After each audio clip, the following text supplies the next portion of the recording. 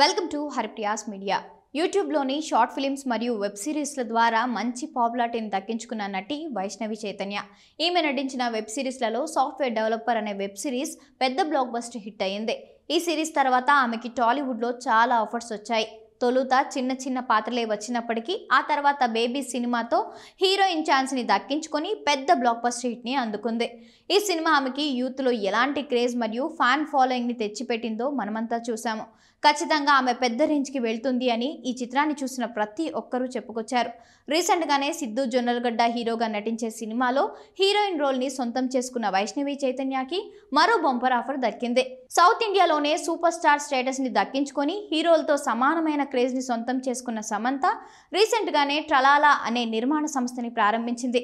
ఈ సంస్థ ద్వారా ఆమె కొత్త టాలెంట్ని ప్రోత్సహిస్తూ చిన్న బడ్జెట్ సినిమాలను నిర్మించడానికి సిద్ధమైంది. అందులో భాగంగానే తన వద్ద పలువురు డైరెక్టర్స్ చెప్పిన కథలలో ఒకటి ఎంచుకొని సినిమాని నిర్మించబోతుంది. ఈ చిత్రానికి కాస్టింగ్ కూడా సిద్ధమైనట్లు సమాచారం. బేబీ సినిమాలో వైష్ణవి చైతన్య నటన సమంతకి ఎంతగానో నచ్చిందట. అందుకే ఆమెని తాను నిర్మించబోయే మొట్టమొదటి సినిమాలో హీరోయిన్ గా తీసుకునేందుకు ముందుకొచ్చిందట. రీసెంట్ గానే ఆమెతో సంప్రదింపులు జరిపి ₹1 కోటి అడ్వాన్స్ చెక్ కూడా ఇచ్చిందట సమంత. ఇదే ఇప్పుడు సోషల్ మీడియాలో హాట్ టాపిక్ గా మారిన అంశం. ఇంత రెమ్యునరేషన్ ని వైష్ణవి చైతన్య ఇన్ని రోజులు కల్లో కూడా చూసి ఉండదు అని నెటిజన్స్ కామెంట్స్ చేస్తున్నారు.